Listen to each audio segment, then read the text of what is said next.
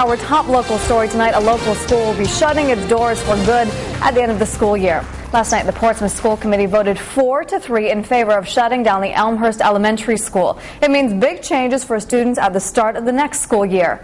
Eyewitness News reporter Stephen Schuler is live in Portsmouth with fallout from the last night's decision.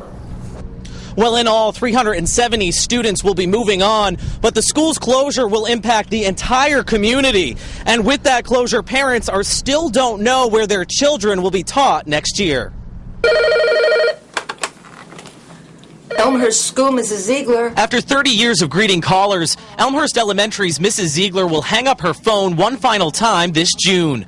Last night, the Portsmouth School Committee voted to close the building to help close a $500,000 budget gap. We do have a building that two different outside groups have said you really should think very, very long and hard before you make more investments. The district now plans to move 4th and 5th graders to the middle school, dividing younger students between the town's two remaining elementary schools. First reaction was, wow, I think it's probably not appropriate to have older kids and then the younger kids. I mean, that's the reason why they have elementary and middle school.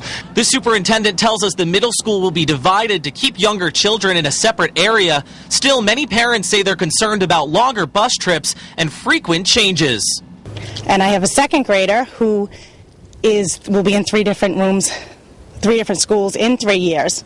I thought that the committee would be willing to make sure that all these facts were on the table before making such a very huge decision.